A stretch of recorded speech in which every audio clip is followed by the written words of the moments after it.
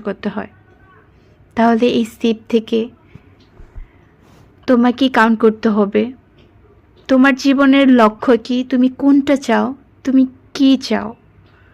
ভালোবাসা, সংসার, অনেকে বুক ভরা ভালোবাসা নিয়ে সংসার করে, কিন্তু তার সংসারে কিছুই ছিল না, পুরো মরীচিকা। আর অনেকে জাস্ট টাইম পাস করার জন্য একটা মানুষকে ধরে, কিন্তু সে একটা পুরো রাজকীয় সংসার পেয়ে যায়, কিন্তু সেটাতে সে মূল্যই করে না। মেয়েদের জীবনটা না এইগুলোতেই গুলিয়ে যায়। অনেকে কেউ চেয়েও পায় না, আর অনেকে না চাইতে অনেক কিছু পেয়ে যায়। এইটার আকাশ পাতাল পার্থক্য। কিছু কিছু লিস্ট একে অপরের সাথে না চেঞ্জ হয়ে যায়। যে যেটা চায় সেটা পায় না, আর যে যেটা চাই না সে সেটা পেয়ে যায়। ওই যে এক কথায় অমূল্য রতন, এরকম।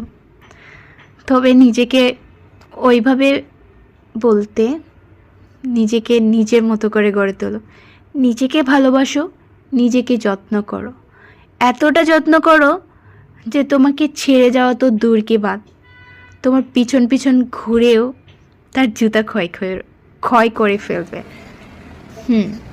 এক্স্যাক্টলি এটাই হওয়া চাই। আর এটা হলে তোমার জীবন এত গুরুত্ব আর এত এক্সপেন্সিভ হয়ে যাবে, নিজেকেই মনে হবে মহারাজা, মহারানী। সো সেটা জীবনের যে কোনো প্রান্তে গিয়ে এতটুকু আফসোস হয় না যেন আমি কি করলাম, কি পেলাম, আর জীবনটা আমার শেষ করে ফেললাম, বা আমি কিছুই পেলাম না, এরকম আফসোস যেন না হয়।